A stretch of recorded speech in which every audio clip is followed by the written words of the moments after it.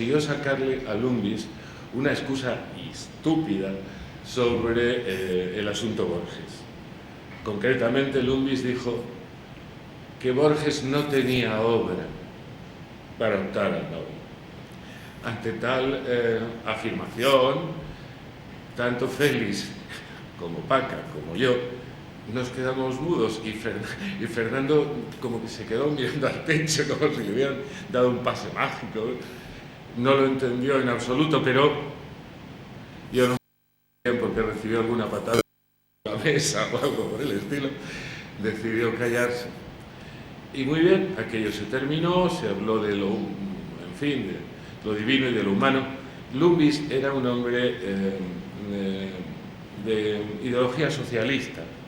Él había sido obrero industrial antes de caer en las manos de Erato y ponerse a escribir versos, etc. Y entonces era un hombre muy de izquierdas. Por supuesto, todos sabíamos o intuíamos de qué iba el jueguecito que se traían Borges y los suecos. Es decir, Borges estaba resuelto a conseguir que la Academia Sueca pasara por alto de las opiniones políticas de un autor para celebrar su obra, cosa que la Academia Sueca pues no entendía demasiado bien. Entonces, cuando se producía un acercamiento de la Academia Sueca a Borges, Borges metía la pata voluntariamente y declaraba que Videla era un caballero, declaraba, por ejemplo, yo lo recuerdo perfectamente, en noviembre del 75, no, en octubre del 75, Borges declaraba que a él Franco le parecía un bienhechor. Claro, esto era muy duro de tragar, ¿verdad? Era muy duro de tragar y... Bien, borremos toda esa parte y volvamos a la anécdota concreta. La anécdota concreta terminó así. Cuando acabamos de cenar y de hablar y de fumar y de beber y tal, entonces se despidieron el señor Lumbis y su esposa y emprendimos la retirada hacia la entrada de la casa de Alenza 8, es decir, el largo pasillo que ahora está tapizado por una inmensa biblioteca, ¿verdad? Donde Félix conserva, bueno, también a mí me sale el presente, donde Félix conservaba su maravillosa biblioteca acumulada, muy seleccionada a lo largo del tiempo. Entonces, la posición era, yo que estaba más cerca de la puerta, me había levantado y caminaba en primera posición. Detrás iban el señor Lumbis y su esposa. Detrás iba Fernando y detrás iba Félix. Cuando a eso de la mitad del pasillo veo que Fernando hace un regate entre Lumbis y su mujer y se tira al suelo de rodillas, con lo cual resbaló sobre un par de metros en una especie de ejercicio gimnástico extraordinario, y después de ese en fin, deslizamiento hizo un movimiento lateral y se quedó frente a Lumbis y señora, que le miraban con una expresión de absoluta y les dijo aquello: señorito, denos usted el Nobel, que para usted no es nada y a nosotros nos hace un avión.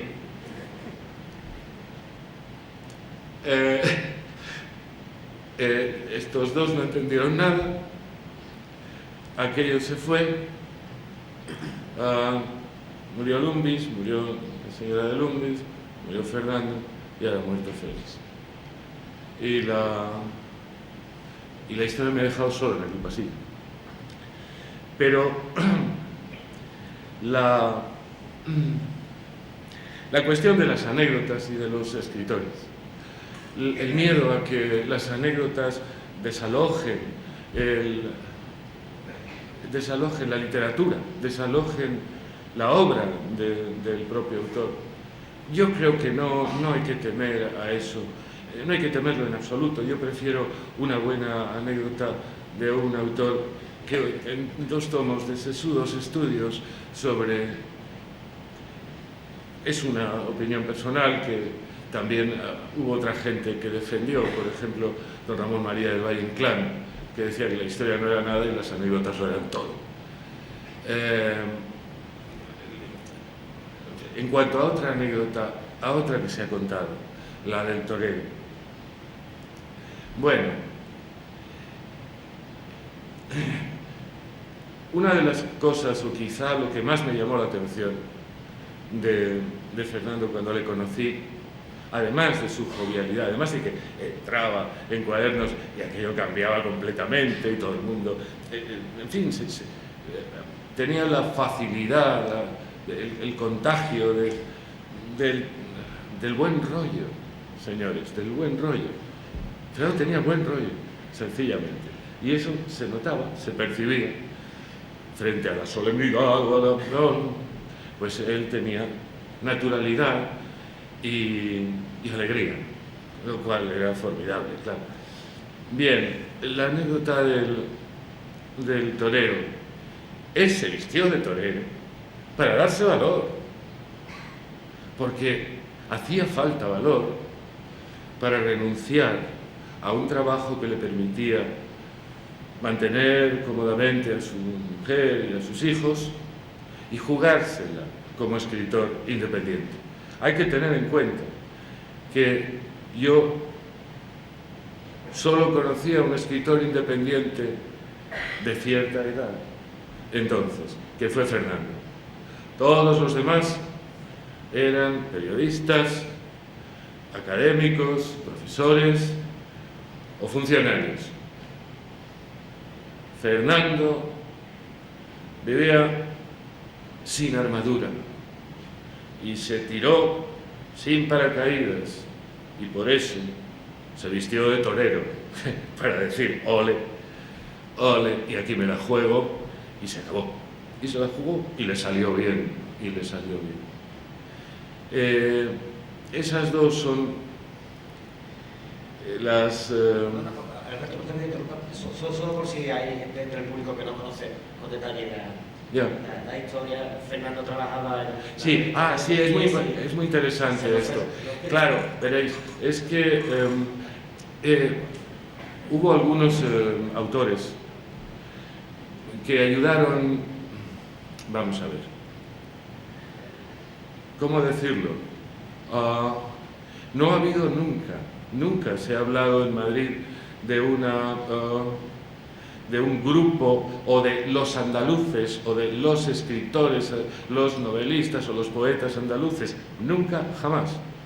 Pero lo cierto es que los escritores andaluces en Madrid se reconocían, se juntaban y se ayudaban. Nunca se ha reconocido lo suficiente el papel, por ejemplo, de Luis Rosales en ese grupo. Pero Luis Rosales ayudó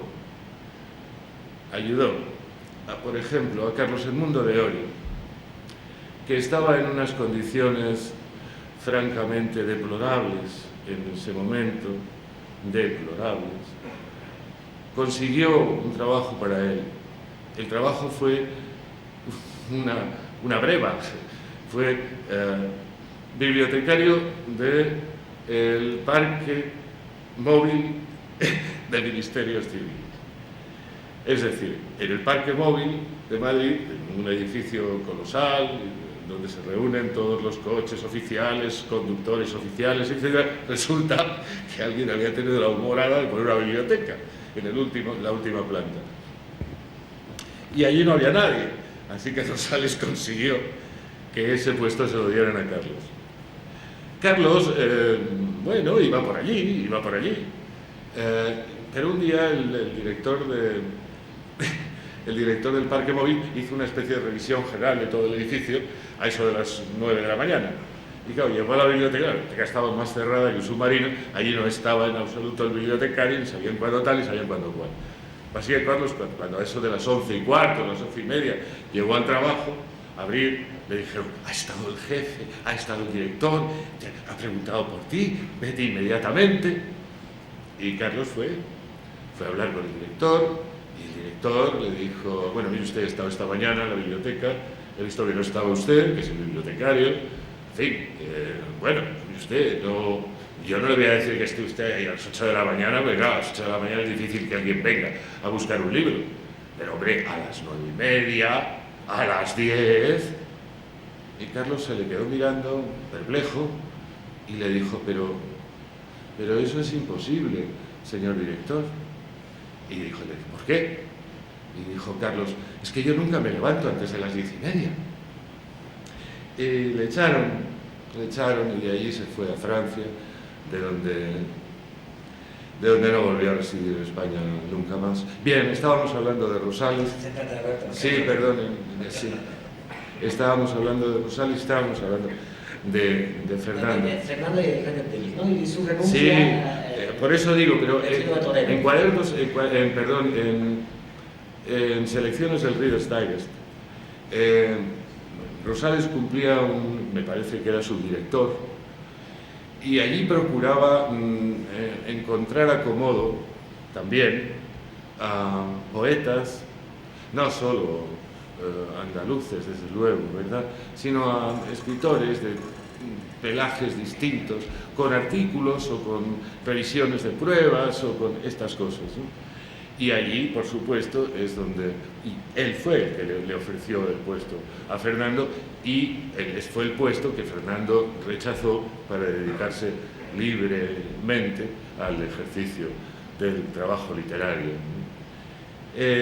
Digo, nunca se dijo en Madrid los andaluces, nunca, yo no lo he oído jamás, pero todos sabíamos y celebrábamos que hubiera una relación entre los escritores andaluces en Madrid, y nos parecía estupendamente, porque además funcionaba, no había demasiados, en fin, los pocos odios o pocas diferencias que surgían o que existían entre ellos, no duraban nada, o se silenciaban, o funcionó muy bien ese grupo allí, ¿no?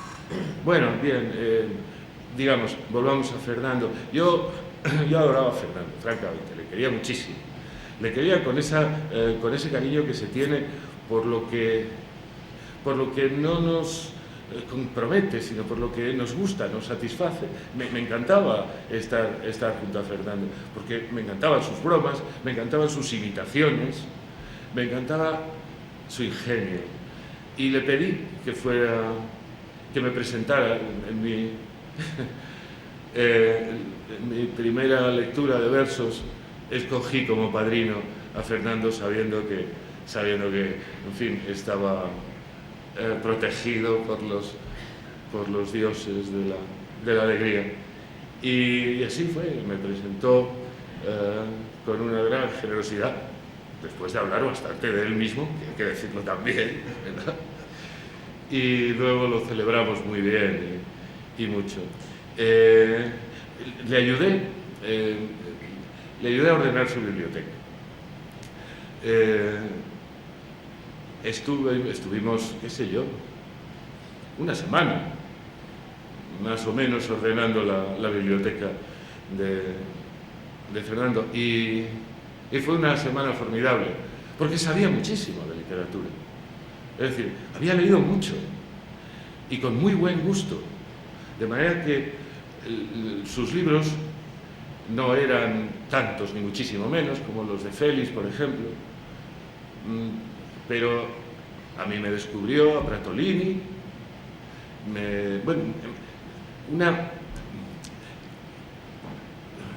su biblioteca tenía vida, la vida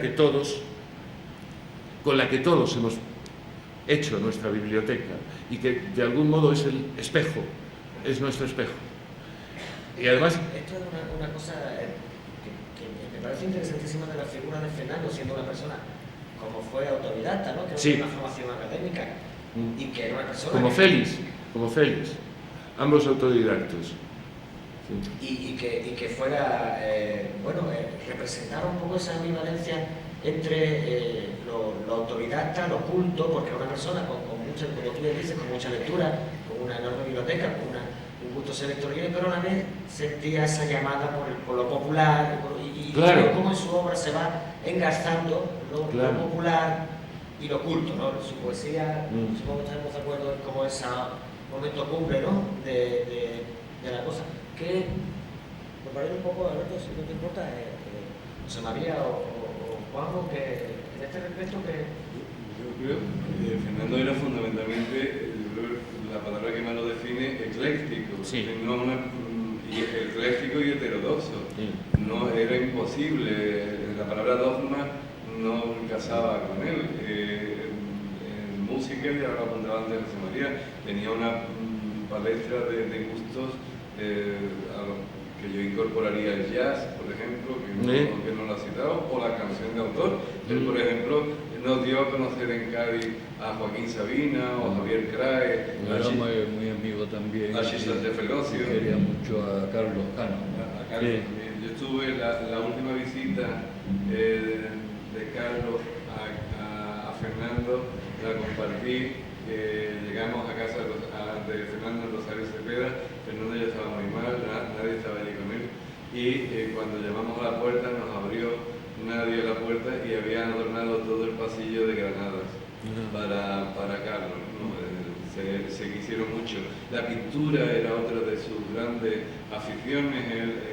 Fernando, aparte de su relación plástico-musical con Moreno Galván, en Cádiz con Lorenzo Cherbuy, con Tapis, con autores absolutamente impensables y diversos, o el cine. Recuerdo una anécdota, él hacía lo de alcance, verán, lo que está contando Alberto de cuando se va de selecciones, que fue para él un esfuerzo porque se quedaba sin ningún tipo de lona protectora en el trapecio frente al vacío, y tenía que llenar todo eso pues de conferencias como las que daba con Félix del flamenco. Yo debí escucharle la pequeña gran historia del flamenco de Fernando como 20 veces, ya que sí me la sabía de memoria. Lo contratan para dar el pregón de la Virgen del Rosario de Rota, coincidiendo con el primer congreso de poetas andaluces, y a Fernando no se le ocurre otra cosa que como pregón empezar diciendo: tengan ustedes en cuenta que la devoción mariana no forma parte de mi equipaje religioso.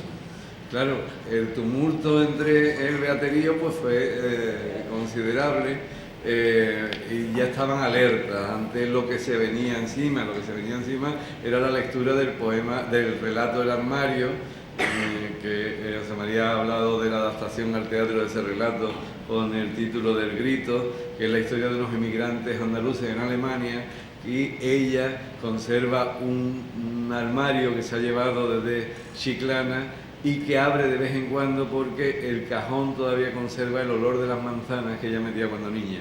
Y claro, toda esa lírica está trufada de la experiencia absolutamente dramática y terrible de los inmigrantes y de muchas palabrotas. Claro, cuando en pleno pregón mariano surgió el primer hijo de la gran puta, pues el tumulto ya fue a mayores. Fernando empezó a decir, bueno, tendría que haber dicho antes que lo que iba a leer podía herir la sensibilidad de los presentes. Le ruego que si alguien está a disgusto, que vaya al ambigú y tome lo que quiera de mi parte. Pues ¿para qué?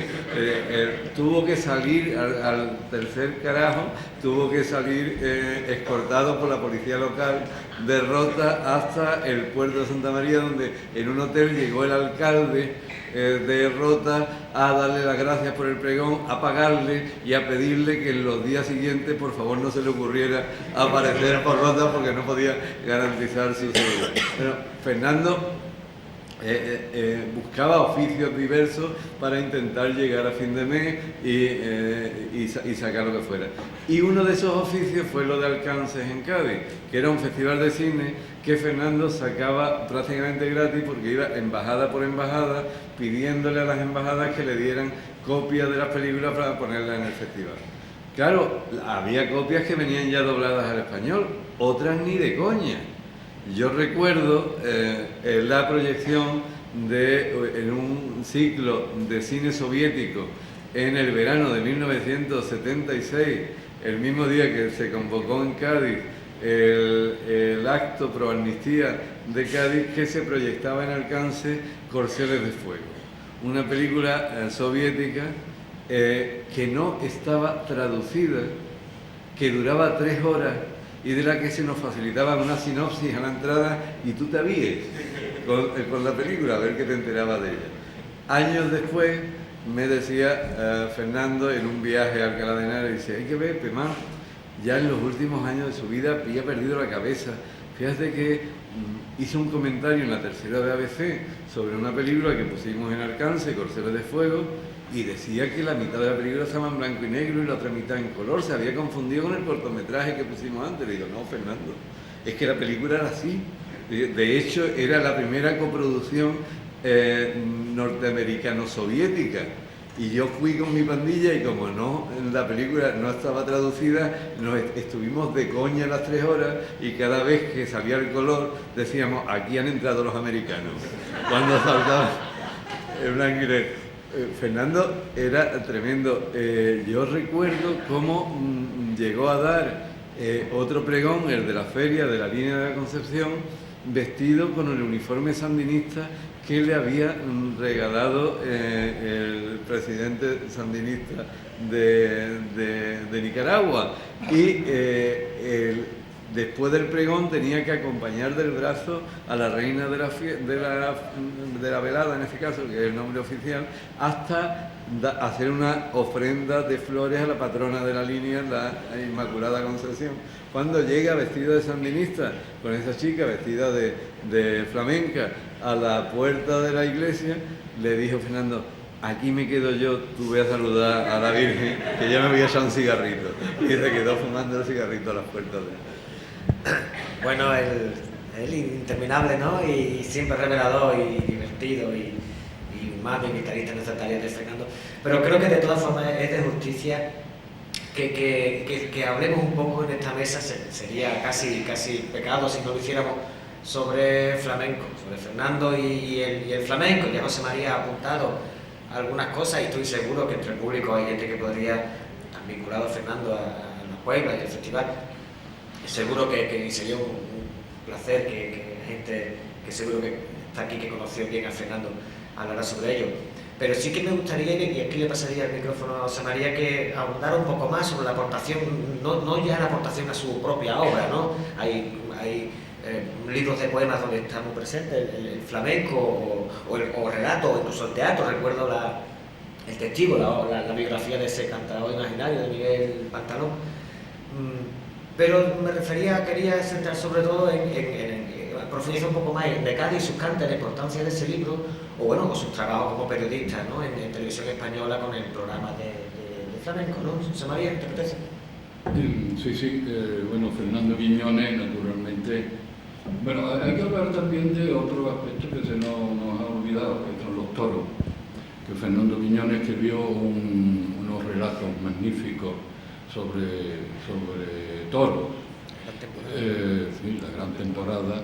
Y durante una época fue absolutamente taurino, amante de las corridas, iba a la plaza, hasta que de pronto dejó la afición y se convirtió en defensor del toro como animal hermoso que no debía ser maltratado en una corrida, es decir, pasó de un extremo a otro. Pero en la época todavía que era aficionado, alguna tarde me llamaba para que fuera a su casa a ver una corrida en televisión.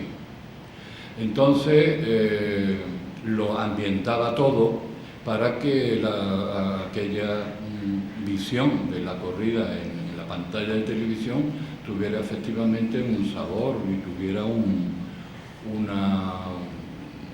ambiente como si estuviéramos en la plaza. Entonces no se le ocurría otra cosa que poner encima del televisor una peineta y una mantilla enorme. Entonces estábamos como en un palco y veíamos era una maravilla. Fernando desde muy pequeño estuvo vinculado al flamenco, quizá como expresión absolutamente popular, un ámbito en el que él se sentía muy a gusto y muy bien. Aparte de la anécdota de Arco, que podía haberle costado un disgusto gordo, le podían haber incluso agredido, él era muy amigo de Antonio Mairena. Escribió ese libro que ya hemos mencionado sobre Antonio, con el que mantuvo largas charlas, largas conversaciones. También era muy amigo de Fosforito. Cuando Fosforito estuvo haciendo la mili en Cádiz, estableció con Fernando una verdadera amistad que duró toda la vida. Y también, como es lógico, con todos los cantadores gaditanos, desde los más viejos que él conoció, como Aurelio Sellé, hasta los más jóvenes entonces, como podría ser el Beni o alguno de ellos. Pero con todo, cuando yo veía a Fernando con un cantador o con un guitarrista o con una bailadora, él se sentía, y el artista también se sentía delante de Fernando, tratándolo como uno más. Es decir, el Fernando no era un flamencólogo, palabra que a mí no me gusta absolutamente nada. Enrique Morente decía flamencólico, ¿no? Y él era todo lo contrario. Aunque era riguroso en sus libros y en sus ensayos sobre flamenco, riguroso en cuanto a los datos que aportaba y todo esto, sin embargo, él concebía el flamenco como algo absolutamente muy vital, muy cálido, muy cercano. Él no lo concebía como algo desde una óptica académica, lejana y fría, sino algo muy extenso. Y por eso su amistad con los artistas flamencos, amistad con José Meneses, amistad con Francisco Moreno Galván, muy parecido en cuanto a la actitud a Fernando, en cuanto a la actitud hacia el flamenco. Los dos eran flamencos, no eran académicos, sino muy cálidos. Y yo creo que eso es lo que los libros que hizo Fernando, sus ensayos y sus artículos sobre flamenco, también colaboró con José Manuel Caballero Bonal un tiempo durante la grabación del archivo del cante flamenco, lo acompañó. Bueno, yo también tuve la suerte de ser compañero de José Manuel en algunas de esas grabaciones maravillosas que hizo para el archivo. Pues en todas estas actividades flamencas de Fernando, lo que más me llamaba la atención era su cercanía al flamenco y la relación que establecía con los flamencos. Por eso hizo con Miguel Espín y con otros compañeros de Radio y Televisión Española esa serie estupenda donde se ve Fernando hablando con ellos, hablando con un Camarón o con un Paco de Lucía, por ejemplo, con una familiaridad, y ellos lo trataban de igual manera. Y eso fue absolutamente positivo, y es lo que quiero llamar la atención sobre Fernando y el flamenco. Yo quisiera añadir, aportar un dato, y es que en la Biblioteca Nacional de España se conserva el manuscrito de un guión cinematográfico sobre tema taurino, firmado por Fernando Quiñones. se conserva allí seguramente, porque antes, cuando se registraba una obra en el registro de la propiedad intelectual, se mandaba, había que hacerlo con 3, 4, 5 copias, una de las cuales iba a los archivos de la Biblioteca Nacional, de modo que alguien en algún momento deberá rescatar ese guión y ver qué es lo que hay ahí, porque yo no lo pude ver, solo sé que la ficha existe y que está allí. Bueno, qué maravillosa primicia para la mesa redonda. A ver si algún joven o alguna joven investigadora se lanza a buscar ese manuscrito. Vamos. Bueno, creo que el distanciamiento de Fernando respecto a los toros se produjo durante una corrida en la que llevó a su hijo Mauro, y Mauro empezó a llorar amargamente frente a la corrida, y a partir de ahí Fernando se replanteó su afición. Y respecto al flamenco, me gustaría hacer algunos apuntes. En la misma heterodoxia de Fernando en toda su vida también la aplicaba al flamenco. Por ejemplo, su devoción por Caracol, que era absoluta, no le impidió ser extremadamente crítico en su retrato de foto de carne con un sucedido entre Caracol y Lola Flores en el Hotel Francia París de Cádiz, donde en uno de sus habituales desencuentros Caracol arrojó a Lola por la cristalera del hotel, y Fernando no tuvo el más mínimo motivo para ocultar esa anécdota terrible de la relación entre Caracol y Lola, a pesar de la devoción que tenía. Respecto a los jóvenes flamencos, yo creo que Fernando estaba más próximo a Paco de Lucía que a Camarón. Con Camarón era especialmente crítico en muchas cuestiones. Yo recuerdo que publiqué una entrevista con Camarón al comienzo de los años 80, en la que Camarón también hablaba de los flamencólicos y ponía en cuestión todo el trabajo de los flamencólogos, y a Fernando que yo le molestó mucho y me dijo que qué actitud tan desabrida tenía Camarón respecto a los flamencólogos en aquel momento. Es curioso que un flamenco, porque Fernando lo era, tan próximo a ese mundo, que contagió de flamenco su literatura, su narrativa, su poesía, también hizo espectáculos. Aquí se ha citado Andalucía en pie. Hay una edición de la Universidad de Cádiz del teatro de Fernando en el que está el libreto de Andalucía en pie, que lo estrenaron gente tan diversa como Rocío Jurado o Chiquetete a comienzos de los 80, y que era y remarcaba la voluntad andalucista de aquel momento, haciendo una recreación de letras y de asuntos flamencos. Pero se ha cantado muy poco los textos de Fernando, que conservan una métrica flamenca. Quizás quien lo ha hecho con mayor frecuencia y con mayor acierto haya sido Carmen de la Jara, sobre todo en el disco Arco del Pai Pai, donde recrea el mundo flamenco de Fernando, con un acento entre los cantes de ida y vuelta y las cantiñas bastante del gusto de Fernando, que la apoyó sobre todo en su última etapa. Yo tuve la suerte de asistir a algunas de las grabaciones del programa flamenco que hacía con Miguel Espín, con el marido de Carmen Linares, en la 2 de Televisión Española. Le dije: Fernando, estoy en Madrid, quiero ir a grabar el programa. Claro, grababa aquel día con el Beni de Cádiz. Yo tenía 20 años, 19 o 20 años. Comprenden ustedes lo que era para un chaval de esa edad compartir un almuerzo con el Beni de Cádiz, con Fernando Quiñones. Compartí uno allí mismo con Fernando Quiñones y José Hierro, que estuvieron todo el almuerzo recitando poemas del Siglo de Oro.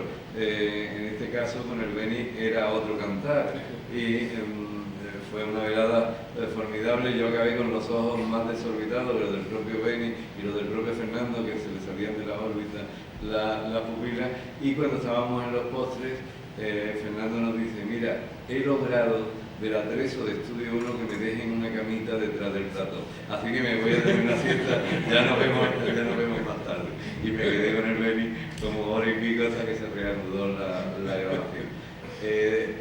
Otra anécdota de tipo la retransmisión de la corrida de toros con su peineta. Como en aquellos tiempos éramos más intrépidos que hoy, yo me casé por primera vez con 22 años y Fernando nos invitó a mi mujer y a mí que éramos muy jovencitos, a cenar en su casa. Llegamos, nadie no estaba, llegamos a María Auxiliadora, a la casa de María Auxiliadora, al octavo nos abre la puerta Fernando con un chaleco de camarero, una valleta en el brazo. Pasen los señores, el restaurante, la veleta les da la bienvenida. Nos había preparado una especie de mesa camilla con un florero, una carta con el menú nupcial en el que reinaban unas cocochas de bacalao, y él se pasó toda la noche sirviéndonos el vino como si fuera un restaurante de 5 estrellas que desde luego en aquella época no podíamos pagarnos. Hoy lo dudo. Bueno, sería estupendo que la mesa se alargara porque Fernando, ya digo, por su rico anecdotario, o si entráramos a hablar de cosas más concretas de su obra, bueno, y luego gozando de la sapiencia y la seductora retórica de las ilustres visitas que nos acompañan en la mesa, podríamos estar hasta bastante tarde aquí. Lo que ocurre es que, como sabéis, tenemos otra actividad a las 9 de la noche, entonces no sé cómo andamos realmente de tiempo. Son las 8:20, a las 9 de la siguiente actividad creo que podríamos plantear un pequeño turno de preguntas en el que fuéramos de preguntas o de alguien que quiera contar alguna cosa. Eso sí, pediríamos por favor que fuéramos especialmente breves, sobre todo porque nos dé tiempo al pequeño receso antes de la siguiente actividad, ¿no? Veo por allí el bonito brazo de Carmen levantado, ¿no? Yo te quería preguntar a ti cuál es tu experiencia como escritor, como planero, como andaluz. ¿Conociste a Fernando Quiñones? Sí, bueno, mi relación, yo conocí a Fernando, él no me conocía a mí, pero yo él sí, en el instituto, porque vino una vez a una conferencia sobre flamenco y venía con un tocador, no recuerdo con quién era, y ahí fue donde lo conocí, la primera vez que lo vi. ¿Y qué tal el estilo? Bueno, luego su obra sigue, a partir precisamente de conocerlo ahí de chavalillo en el instituto, me interesé por su obra, y su obra me ha acompañado, bueno, sería tan largo de explicar, ¿no? Me ha acompañado. Luego tuve la suerte de conocerlo con los años, pero ya estaba malito. Yo no lo conocí a Fernando y me senté con él a tomar café y fui a su casa, a Hospital de Mujeres. Y lo típico, pues le llevaba algún manuscrito que él me miró. Pero eso ya fueron un poco en los últimos años de su vida, ¿no? Tuve la desgracia de que comencé a tratarlo en persona pues, cuando ya murió, ¿no? Y bueno, hablar sobre su obra y sobre mí, eso no es muy interesante, Carmen. No sabía si lo habías conocido realmente. Sí, pues, soy más quiñoniano por su obra que por su persona, ¿no? A pesar de que toda la admiración y el respeto. Y luego en Cádiz una especie de mito folclórico, ¿eh? Incluso gente que no... mucho más conocido que leído, ¿no? Gente que no ha leído a Fernando, pues, porque Fernando se ganó muchísimo el respeto y la admiración de la gente de Cádiz, ¿no? Se quiere mucho a Fernando en Cádiz, incluso gente que no ha leído ni leerá ni ningún interés en su obra, ¿no? Hay al hilo de lo que ha dicho el compañero, efectivamente, Fernando iba por Cádiz y era una estrella del cine o de la televisión. Todo el mundo lo llamaba, lo saludaba, se asomaba alguien al balcón, Fernando lo llamaba y Fernando saludaba a todo el mundo. Una vez mi mujer y yo estuvimos con Fernando en Cádiz haciendo una visita a uno de los santos lugares para Fernando, que es el mercado de pescado de Cádiz, un lugar suntuoso donde se exponen todo tipo de peces de las más variadas especies. Y en ese ambiente estupendo de pregones de pescado, Fernando se desenvolvía de una manera fantástica. Era su sitio, era su Edén, era su paraíso. y conocía a todos los pescaderos de Cádiz. Los pescaderos los conocían a él. Todos lo llamaban y le decían: Fernando, mira, mira, mira, mira qué mojarrita, mira qué mojarrita. Fernando se acercaba, cogía la mojarrita cruda y la comía, o un boquerón o una sardina. Él tenía locura por el pescado, sí, se lo comía incluso, como digo, crudo. En cierta ocasión vino a vernos a Chiclana, estábamos veraneando mi mujer y yo, y lo invitamos a comer a un sitio de pescado. Y era maravilloso ver comer el pescado a Fernando, porque lo cogía así, empezaba por arriba, comía, y no dejaba ni para el gato. Era una cosa maravillosa. Y en Cádiz era un personaje queridísimo, muy respetado, y tenía con la gente, con todo el mundo, una relación. Ir por Cádiz, por las calles de Cádiz con Fernando era una verdadera fiesta. Yo quisiera hacer una postilla, si es que imaginen una noche de mediados de enero, frío, niebla en Madrid. Caminábamos un grupo de poetas cerca de la casa de Fernando, por la dehesa de la Viña, concretamente, envueltos en abrigos, gabardinas, niebla. Y yo, que ya adoraba entonces Cádiz, se me ocurrió decirle: pero Fernando, ¿tú qué haces aquí? ¿Tú qué haces en Madrid? Si tienes el paraíso en Cádiz, si es tu tierra, si la amas, ¿qué haces aquí? Y se me quedó mirando muy extrañado. Sonrió y no me dijo nada. Tardó, qué sé yo, 25 años en contestarme. Me contestó la última vez que le vi, que fue en Madrid, en el Círculo de Bellas Artes, en la presentación de una revista gaditana, Caleta, a la que acudió a presentar. Y cuando me vio, se dirigió a mí con su sonrisa en la boca y me dijo: ¿qué razón tenías aquella noche, jodido? ¿Qué razón tenías? Y eso nunca lo olvidé. 25 años después. 25. Muy bien, bueno, pues sería maravilloso que alguien, seguro que entre el público conoció a Fernando y en la Puebla, y nos contara alguna cosa, hiciera algún comentario, participara, aportara. Pero no lo referí con la luz, pero... Sí, bien, tenemos allí compañero de Plaza Libertad. Pepe. Una anécdota de Fernando, que para una revista de la Puebla de la Feria, que mandó a llamar a Francisco a él para que escribiera una cosita en la revista. Le mandó la carta y dijo: hoy rápido y loco como coche de almirante al cielo, para escribirle la cosa. Bueno, se ha un millón de anécdotas de... Estuvo mucho tiempo, Fernando, muchas veces, vino aquí, ¿no? A la Puebla hace poco.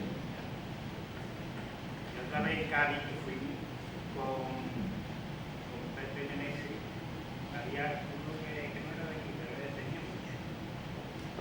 Y tenía dos de la caña, el pobre, grande. Y le dice él a Pepe, Fernando: otro amigo tiene la flor la gaña más hermosa que he visto en mi vida.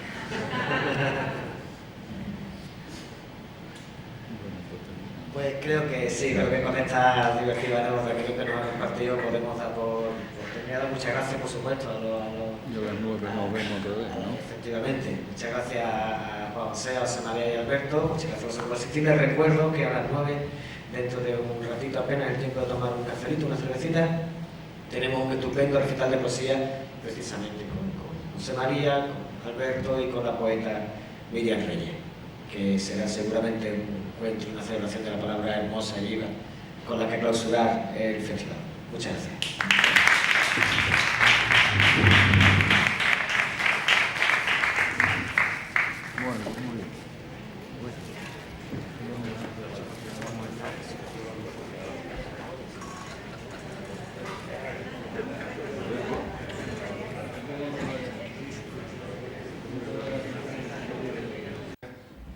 Buenas noches, bienvenidos a la bodega Antonio Fuentes, que va a albergar el acto de clausura de este tercer Festival de las Letras de la Puebla de Cazalla.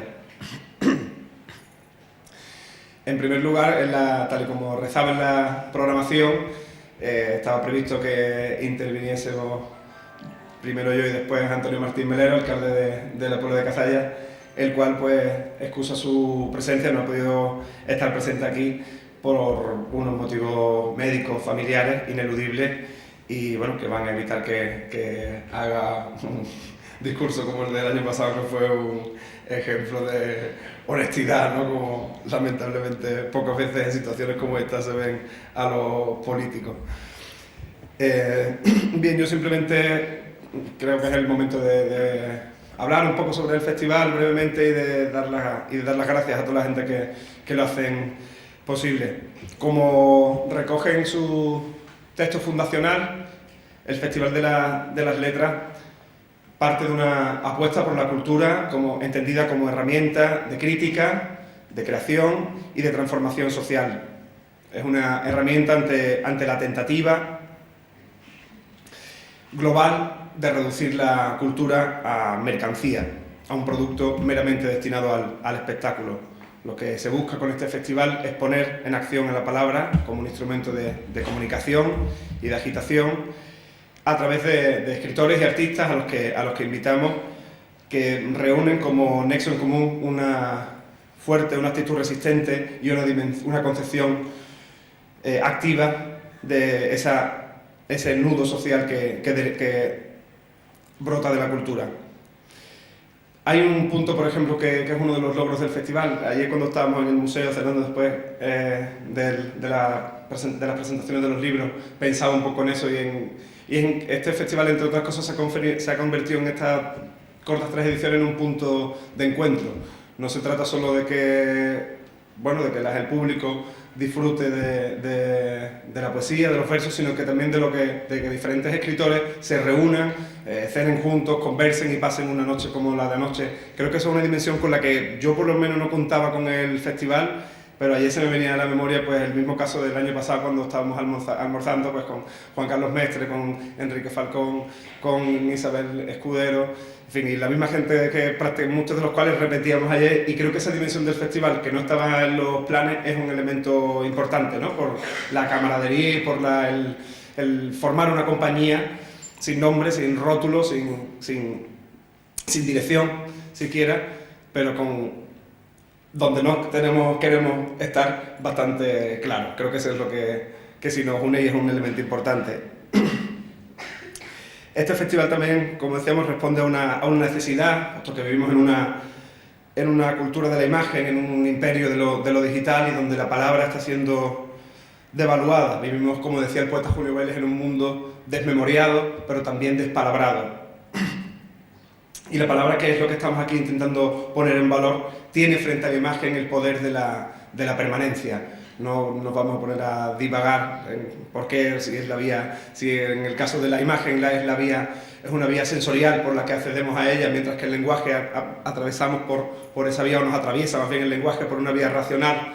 No, creo que es el momento de hallar cuál es la clave que nos permite reivindicar ese poder de la palabra, pero creo que esa señal de perduración es un elemento importante, porque al fin y al cabo es la palabra nuestro principal medio de socialización. Estamos entrando en una era donde la socialización se da a través de una pantalla, a través de una imagen, y a veces olvidamos que la herramienta central debería ser el lenguaje, ¿no? Pues bien, esa búsqueda del lenguaje como revelación, como transformación, como construcción de mundos posibles, es lo que cifra las aspiraciones de este festival. Por la semana que hemos pasado, creo que también es momento de recordar aquí la dimensión pedagógica que este festival ha alcanzado, Hoy estamos aquí pues en la parte, digamos, más festiva, pero durante la semana, desde el lunes, los chicos de preescolar de los colegios todos los chicos de la Puebla su carnet de la biblioteca y han estado todos en la biblioteca. Los chicos de cuarto de primaria de todos los colegios han recibido un taller de escritura creativa y han escrito en común un cuento colectivamente, y los chicos de los institutos han tenido un encuentro con escritores después de haber trabajado previamente los textos. Para mí, sinceramente, sí, hombre, me encanta que el cierre sea un chimpún glorioso y que tenga la vibración y la emoción de todos los años. Pero para mí el festival, por la parte, bueno, del compromiso político que me corresponde, para mí con eso está más que salvado y más que justificado, ¿no? Por esa experiencia que han llevado los chicos y que, bueno, pues de otra manera, sin la generosidad de los escritores que vienen aquí, pues no sería posible. En esta dirección, de la dimensión social también, pues la intervención en el centro penitenciario, que lo hemos vuelto a repetir este año, creo que también es algo que hay que poner en valor, porque vivimos en un pueblo que tiene a 1.500 presos ahí a escasos 10-12 kilómetros, y vivimos de espalda a eso, y no porque vivamos de espalda a eso va a desaparecer, no porque lo obviemos va a ser invisible. Ahí hay personas que están recluidas y las que, bueno, yo tengo claro por la parte que me toca que también son parte de esta sociedad, y esa exclusión hay que rebelarse frente a ella y hay que buscar nudos de la integración, los nudos que instituciones penitenciarias les niegan. Esos lazos pues deberíamos, creo yo, tener la obligación de recuperarlo y de trazarlo, ¿no? O al menos de intentarlo. Y bueno, como decía, una parte importante de este festival no sería posible sin toda la gente que lo hace posible. Y en ese sentido, pues quiero dar las gracias al personal de la Biblioteca Municipal Alonso Vidal, porque se vuelca, desde Ana, Fernando, Luis, los bibliotecarios, desde Rosa, la cuentacuentos, a los diferentes colegios e institutos de la Puebla, puesto que, como decía antes, han hecho un trabajo y se vuelcan. Han estado semanas antes de que llegaran los escritores trabajando los textos. Esto no ocurre siempre. O sea, yo creo que tenemos una suerte del carajo, como diría Quiñones, ¿no? Que mencionábamos antes. Al departamento de prensa del ayuntamiento, que también está haciendo un trabajo excelente y nos quita un gran trabajo de encima. A Diego, el técnico, siempre ahí haciendo que no falle nada. Y bueno, por supuesto, por supuestísimo, a María José Sánchez Gago, la técnico de cultura, sin la cual pues nada funcionaría, sería un desastre, ¿no? Sería todo un desorden, no habría manera de comer, no habría manera de desplazarse, no habría manera de pagar, no habría manera de hacer nada, ¿no? Vendríamos aquí los poetas dirían, bueno, ¿y ahora qué hacemos? Ellas son las cuatro patas de esta mesa. A Patricia Hidalgo y a Laura Pintado, que han hecho el diseño del festival, también tenemos que darle las gracias. Y bueno, por supuesto a todos los escritores que vienen de rincones lejanos, que hacen un montón de kilómetros, que no se quejan ante las infraestructuras humildes con las que tenemos que recibirles.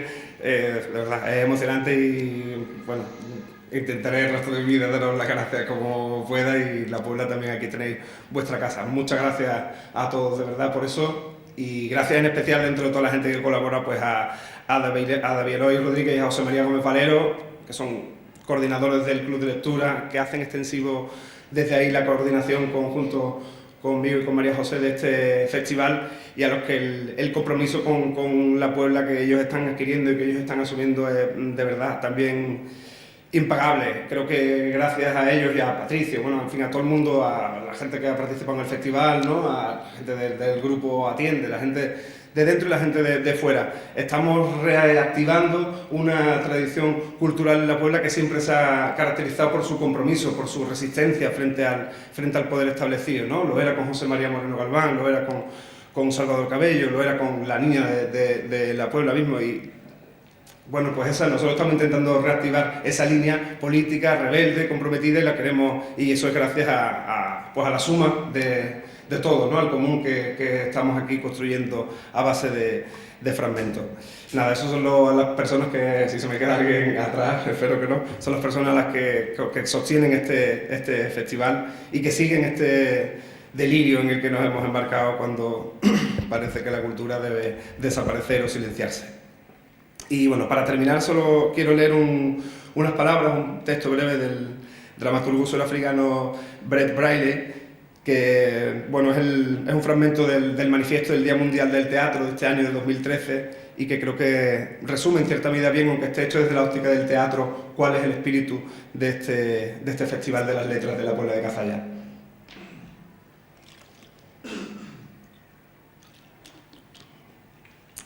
En esta época en la que tantos millones de personas luchan por sobrevivir, sufren bajo regímenes opresivos y el capitalismo depredador, huyen del conflicto y la escasez, en esta época en la que nuestra privacidad es invadida por servicios secretos y nuestras palabras censuradas por gobiernos intrusivos, en esta época en la que se aniquilan los bosques, se exterminan especies y se envenenan los océanos, ¿qué nos sentimos impulsados a revelar? En este mundo de poder desigual, en que distintos órdenes hegemónicos intentan convencernos de que una nación, una raza, un género, una preferencia sexual, una religión, una ideología, un marco cultural es superior al resto, ¿se puede realmente defender la idea de que las artes deberían apartarse de las agendas sociales? Nosotros, los artistas de escenarios y ágoras, ¿nos conformamos con las demandas asépticas del mercado o utilizamos el poder que tenemos? Poder para abrir un espacio en los corazones y las mentes de la sociedad, para reunir a gente a nuestro alrededor, para inspirar, maravillar e informar, para crear un mundo de esperanza y colaboración sincera. Espero que disfruten de la clausura del festival. Le cedo la palabra ahora a Sara Castelar, a quien también le damos las gracias por participar el año pasado como poeta en el festival, el segundo Festival de las Letras, y este año pues aceptando la tarea de ser la conductora de esta noche. Muchas gracias y bueno, que disfruten.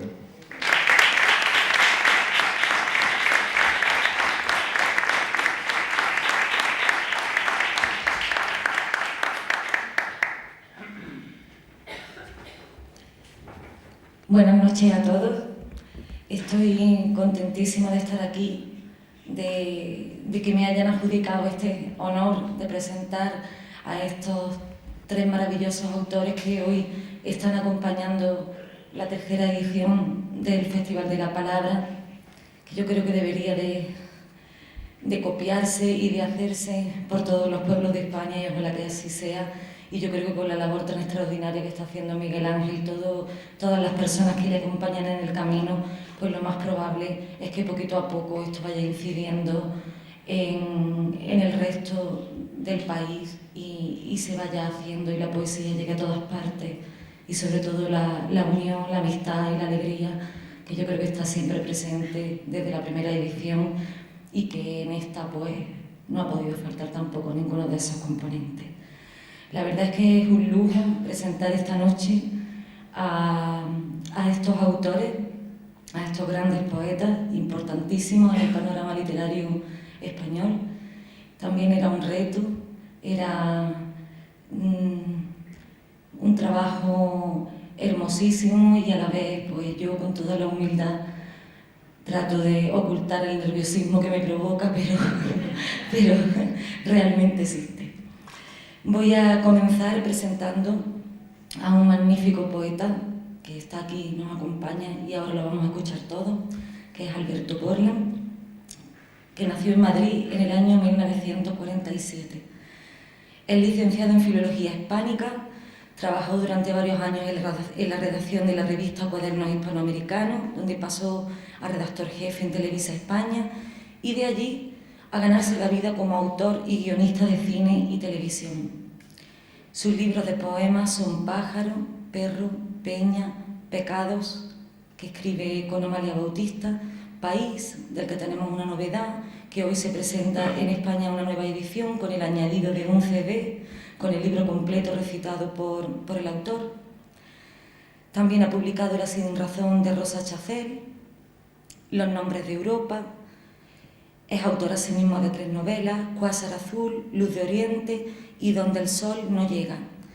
Colabora habitualmente en la revista de divulgación Muy Interesante en el ámbito cinematográfico, ha escrito y dirigido el largometraje documental Las Cajas Españolas en el año 2004, premiado en la Seminci de Valladolid del mismo año. Alberto Portland es un poeta alejado del artificio. Defiende la naturalidad en el poema como consigna de su creación, entendiendo que el artificio es una herramienta y no una obra. Sus versos están comprometidos con su tiempo y con su entorno. El poema de Alberto Portland se convierte en hogar donde podemos encontrar personajes, lugares y misterios rodeados de imperfección. La vida misma, el paisaje, la emoción como herramienta de acercamiento ineludible a los demás y a sí mismo. Yo me debo a una lanza que roe el blanco y al rubor de una joven lavandera. Sus versos son claros, abiertos a la comprensión y a la emoción, definitivos a la hora de nombrar lo que inevitablemente nos sobrecoge, como el miedo, la intolerancia o la codicia. La elección de títulos tan cortos como sugerentes, pájaro, país, peña, ya nos habla de un poeta directo, sin ornamentos que condicionen el mensaje esencial. Portland hace en sus versos un viaje poético real sobre lo que planea como un pájaro triste encima de nuestra existencia, y en el verso traduce la disposición del poeta a acompañarnos como lectores, que no hipócritas lectores, sino compañeros de un viaje vital en el que inevitablemente rodamos por un túnel que tiene 1000 salidas y todas desembocan en una sola noche. Con todos ustedes, Alberto Portland.